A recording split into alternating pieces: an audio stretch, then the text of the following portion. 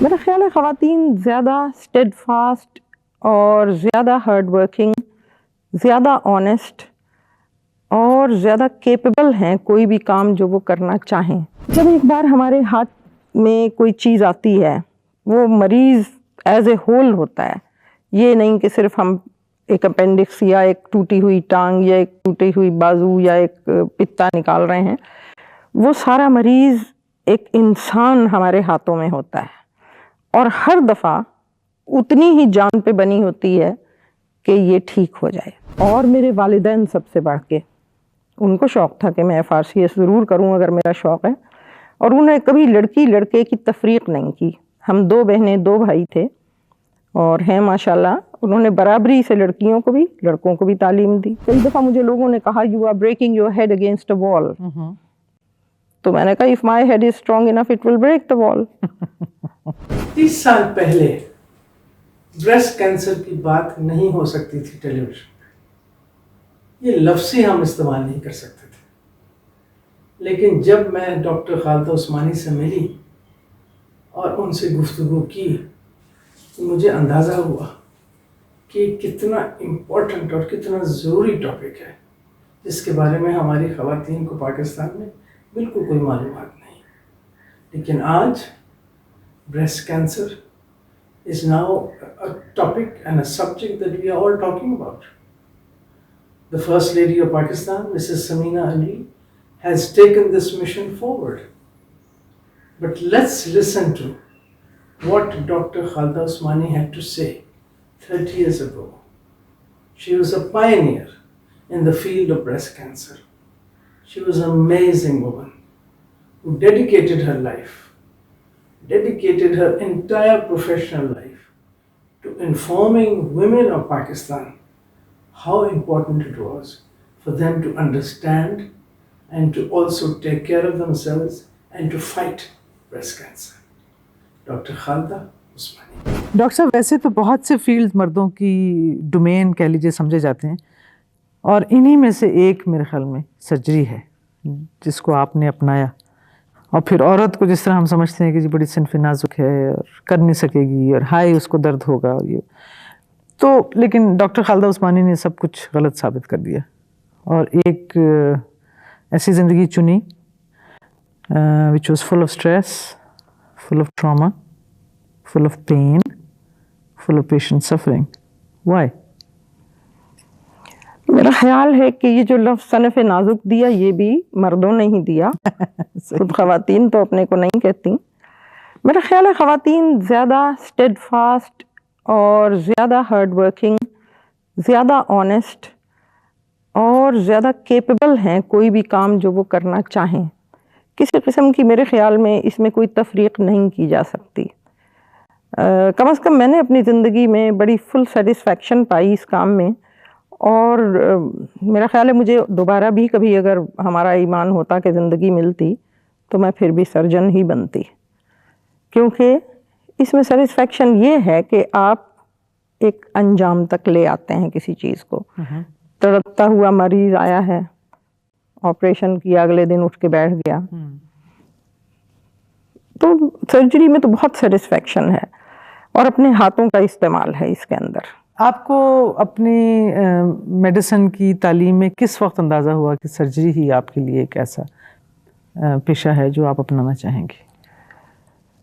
شروع سے ہی مجھے زیادہ دلچسپی تھی۔ مثلا میں 3rd ایئر میں تھی تو کئی میں اپنے اساتذہ کے ساتھ میں عموماً کوشش کرتی کہ میں انہیں اسسٹ کروں۔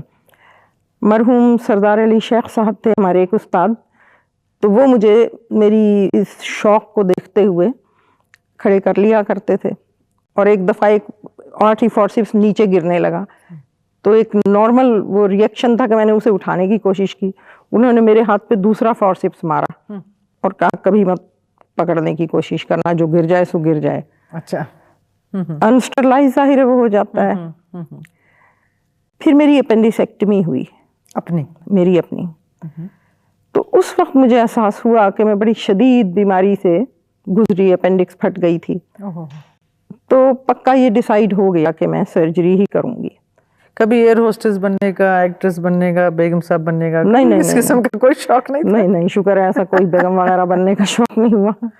سرجری کا کون سا پہلو آپ کو بے انتہا پسند ہے اور کون سا پہلو خوفناک لگتا ہے آپ کو آج بھی اتنے سالوں کے بعد؟ جب ایک بار ہمارے ہاتھ میں کوئی چیز آتی ہے وہ مریض ایز اے ہول ہوتا ہے، یہ نہیں کہ صرف ہم ایک اپینڈکس یا ایک ٹوٹی ہوئی ٹانگ یا ایک ٹوٹی ہوئی بازو یا ایک پتا نکال رہے ہیں، وہ سارا مریض ایک انسان ہمارے ہاتھوں میں ہوتا ہے اور ہر دفعہ اتنی ہی جان پہ بنی ہوتی ہے کہ یہ ٹھیک ہو جائے. اور میں تو سچ بات ہے دل میں بہت سیریس کئی مریض ہوتے، مثلاً پچھلے دنوں گولی ایک بندے کو یہاں کسی نے شوٹ کیا ہاسپٹل میں ہی، اور اس کی آنتوں میں سوراخ تھے، ایک ٹانگ کی پوری نالیاں کٹ گئی تھی خون کی، یوریٹر کٹ گیا تھا جو پیشاب کی نالی. تو میرے اسسٹنٹ بھی نرسیں بھی ایک طرح سے وہ کہہ رہے تھے کہ آئیں ٹائم خراب کر رہے ہیں، لیکن میں نے دل میں اللہ سے کہا کہ اللہ میاں اگر اس کی زندگی ہے تو یہ بچ جائے، اور میں نے چھوڑنا نہیں. تو دوپہر کے ہم تقریباً 1 بجے سے رات کے 11 بجے تک لگے رہے، اور اللہ نے کیا ابھی وہ مریض اپنی ٹانگوں سے چل کے چلا گیا. تو اس میں بھی ایک ول پاور چاہیے آف دا سرجن. اللہ تعالیٰ کی مدد بغیر ہم پتہ بھی نہیں ہل سکتا، ہم بھی کچھ نہیں کر سکتے، لیکن جو دست مسیحائی کہا جاتا ہے وہ بھی highest type of will power ہے. That willpower is necessary and you go on and you get the result. جب میں سرجن بنی ہوں 1971 میں یہاں آ کے لگی ہوں اسسٹنٹ پروفیسر، تو اس کے بعد سے مجھے یہ پتا ہے کہ اللہ تعالیٰ کی مرضی بھی ہوتی ہے انسان جب خود ہمت نہ ہارے. And that is the highest type of willpower you have to have. Did Khalda Usmani always have this willpower or did she develop it? I think gradually develop کرنی پڑتی ہے. ڈر بھی ہوتا ہے دل میں، اس بات کا بڑا سخت ڈر ہوتا ہے کہ یہ مریض کہیں خدا نخواستہ چل نہ بسے، یہ زندہ نکلے یہاں سے آپریشن تھیٹر سے. کبھی کوئی ایسا موقع آیا ہے ڈاکٹر صاحب آپ کی اس پروفیشن میں جب آپ کو کہیں سے کسی وقت بھی کوئی ڈسکریجمنٹ ہوئی ہوئی کہ آپ سے نہیں ہوگا، آپ خاتون ہیں، خواتین کم سرجری کرتی ہیں، مت کرو؟ بالکل، ہر کونے سے یہ صدا آتی تھی. جب میں نے ہاؤس جاب کیا، میں واحد لڑکی تھی اس وقت میں ہاسپٹل میں فائنل ایئر کرنے کے بعد جب میں ہاؤس سرجن بنی. اور لیکن میرے کچھ اساتذہ تھے جنہوں نے مجھے انکریج کیا، لیفٹیننٹ کہا کرتے تھے مجھے. مرحوم ہمارے ڈاکٹر امیر الدین، ڈاکٹر سردار علی شیخ، بہت بڑے نام ہیں، اور خدا کا شکر ہے کہ وہ زندہ ہیں. میں نے ہاؤس جاب کیا. پروفیسر مسعود احمد میرے استاد، اچھا، ہمیشہ انہوں نے مجھے بہت ہمت دلائی. اور میرے والدین سب سے بڑھ کے، ان کو شوق تھا کہ میں FRCS ضرور کروں اگر میرا شوق ہے، اور انہوں نے کبھی لڑکی لڑکے کی تفریق نہیں کی. ہم 2 بہنیں 2 بھائی تھے اور ہیں ماشاءاللہ. انہوں نے برابری سے لڑکیوں کو بھی لڑکوں کو بھی تعلیم دی. میں نے FRCS کرنا چاہا، مجھے بھیج دیا. جب میں اپیئر ہوئی پارٹ 1 میں تو مجھے بہت ڈر تھا کہ ہارڈلی 3% چانس ہے کہ پاس ہوں، تو میں ڈر کے مارے رزلٹ سننے نہیں جا رہی تھی. تو میرے ایک استاد وہاں لندن میں گئے ہوئے تھے کسی آپریشن کے لیے، وہ مجھے پکڑ کے لے گئے کہ ہمت کرو اور چل کے سنو رزلٹ اپنا. میں گئی تو پتہ چلا میں پاس ہو چکی تھی. لیکن وہ موقع ایسا تھا کہ اللہ تعالیٰ نے ایک بہت زیادہ قیمتی چیز مجھ سے چھینی، اور مجھے FRCS پارٹ 1 3 مہینے بعد مل گیا جانے کے. اگر جب میں وہ نہ کرتی تو شاید میں کبھی سرجن نہ بن پاتی. وہ جو کہتے ہیں نا کہ if a door closes somewhere, a window opens. So that happened. I lost my mother during those days. لیکن مجھے پتا تھا کہ ان کی بڑی خواہش تھی میں سرجن بنوں، اور اللہ نے پھر بنوایا. آپ نے اپنی زندگی کا مقصد کینسر کے خلاف ایک کیمپین بنا لی ہے، ایک جنگ بنا لی ہے، کبھی لیکچر، کبھی مضمون، کبھی سیمینارز وغیرہ. Why cancer? What drew you to cancer? جب میں نے شروع میں دیکھا کہ یہاں بہت زیادہ جو نگلیکٹڈ تھا ہمارے پروفیشن میں، وہ یہ شعبہ تھا کینسر کا. کئی ڈاکٹرز تو پھر اپنے جونیئرز کو کہتے تھے کہ تم کھول لو یہ پیٹ، یا یہ آپریشن تم دیکھ لو کہ اگر ٹل جائے تو اس کا نام نہ لگے. یہ میں نے خود اپنی آنکھوں سے دیکھا. پھر یہ کہ اس میں مایوسی بہت زیادہ شروع سے ہی پھیل جاتی ہے. وہ نام سن کے دہشت, وہ نام سن کے دہشت بھی, اور ڈپریشن, اور مریض بھی اور اس کے عزیز بھی, رفقا سب مطلب مایوس ہو جاتے ہیں کہ وہ ختم ہوا. حالانکہ ایسی بات نہیں ہے, علاج ہو جائے تو اللہ کے فضل سے زندگی بڑھ جاتی ہے. ویسے تو 1 منٹ کا کسی کو پتہ نہیں ہے, بھی سڑک پہ جا رہے اور ختم. صحیح. تو آہستہ آہستہ یہ میرا خیال ہے میں خود نہیں گئی اس طرف, بلکہ مریض آتے گئے, اور میں پھر کیونکہ ان کا علاج کر رہی تھی تو میں اس طرف چل پڑی. تو ڈاکٹر صاحب آپ کو کچھ کبھی کبھی لگتا ہے کہ آپ اس جنگ میں اکیلی ہیں, اس مہم پہ اکیلی نکلی ہوئی ہیں, اس جد و جہد میں اکیلی ہیں؟ ہاں, مہم تو انسان چلاتا ہے, مطلب زبانی کلامی بہت سے لوگ باتیں بھی کرتے ہیں, لیکن چونکہ خود میں اس میں انوالو ہوں تو مجھے لگتا ہے, کئی دفعہ مجھے لوگوں نے کہا you are breaking your head against a wall, تو میں نے کہا if my head is strong enough it will break the wall. But still I am doing some good. I am trying to alleviate the pain in lot of people. تو وہی میرے لیے کافی سکون کا باعث ہے. سکون کا باعث ہے. وہ میں اگلا سوال میرا یہ تھا کہ آپ کو سکون آتا کیسے ہے؟ اتنا سا بچہ 2 سال کا, 4 سال کا, 6 سال کا, 8 سال کا, ایک خاتون جب وہ ٹھیک ہو کے جاتی ہے, اور اگر وہ 6 سال 7 سال 8 سال بھی زندہ رہتی ہے تو وہ 2 سال والا بچہ اپنے کچھ کرنے کے لائق ہو جاتا ہے اپنی دیکھ بھال کے, تو وہ بہت بڑی بات ہے. وہ 2 سال والا بچہ رولنے نہیں پاتا. اور بڑی بہادر خواتین ہیں میں نے دیکھا. ایک کا نشئی میاں تھا, بچے تھے 6, اور اس کا نام بھی مجھے یاد ہے, زاہدہ. اگر وہ دیکھ رہی ہو تو اسے خود بھی خوشی ہوگی. تو اس کو میں نے کہا کہ بھائی ٹھیک ہو گئی ہو, کیا کرو گی؟ کہنے لگی میاں تو میرے کسی کام کا نہیں. میں نے کہا چلو پھر کوئی کام کرو. We got her a job and she is working ماشاء اللہ for the last 6 years with her 6 children going to school. بڑا فرق پڑتا ہے. ڈاکٹر صاحب آپ کی 2 بیٹیاں ہیں, آپ نے ذکر بھی کیا ماشاء اللہ, and you are a single mother. تو یہ ہاؤ ڈو یو کوپ؟ دیکھیں نا, ایک طرف آپ کی نوکری تھی, ہے, آپ کی سرجری ہے, آپ کی کینسر فاؤنڈیشن ہے, 2 بیٹیاں ہیں ماشاءاللہ, ان کو پڑھانا بڑا کرنا. ایک کی تو خیر ماشاءاللہ آپ نے شادی کی ہے, ان کی اپنی ڈیمانڈز, ان کی دیکھ بھال, ان کی ذمہ داریاں. پھر خالدہ عثمانی خود بھی تو چاہتی ہوگی کہ اب میں یہ کروں, میں وہ کروں. How does a busy surgeon like you cope with all these responsibilities? میں نے کوشش یہی کی کہ اپنی والدہ کی طرح میں خود اپنی بچیوں کو پرسنلی ٹائم دوں, جب تک کہ انہیں ضرورت تھی کوچنگ کی. اسکول میں اچھے اسکول میں تھیں وہ, جہاں میں خود بھی پڑھی تھی شروع میں, سیکرڈ ہارٹ. پھر بڑی والی نے FSC کے بعد BBA کرنا پسند کیا, وہ باہر چلی گئی, اس نے BBA کیا, اب MBA کر رہی ہے ماشاءاللہ. چھوٹی میڈیسن میں آنے کی خواہش مند تھی, اور میں انہیں ٹائم ضرور دیتی تھی, شام کو جو مرتی ہو.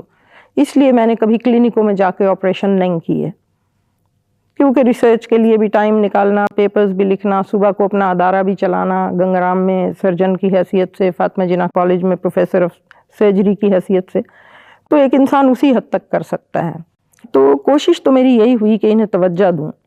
چھوٹی والی جو ہے وہ ذرا زیادہ ڈیمانڈنگ ہے, اور وہ ہمیشہ کہتی تھی امی اس کینسر ریسرچ فاؤنڈیشن کو تھوڑی دیر چھوڑ دیں, مجھے توجہ دیں, مجھے ابھی لبرٹی لے کے جائیں, ویرائٹی بک سے نئی کتابیں خریدنی ہیں فوراً چاہیے. وہ بھی ایک ووریشس ریڈر ہے, جو ہم سارے ہی ہیں, تینوں کے تینوں, ہر قسم کا لٹریچر پڑھنا.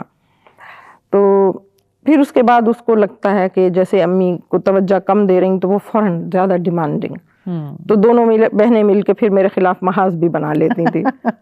کئی دفعہ میں اریٹیٹ بھی ہوتی تھی, میں کہتی تھی نکل جاؤ, مجھے تھوڑی دیر ریسٹ کرنے دو, میں بھی اپنی کتاب لے کے لیٹ جاؤں, بجائے کہ ہر وقت تمہیں ہی میں توجہ دوں. ایسے آتے تھے کئی لمحے. ہاں بالکل. تھوڑی بہت ہی لڑائی بیٹیوں سے ہوتی تھی کہ بھائی تم بھی ذرا مجھے بھی سانس لینے کا موقع دو.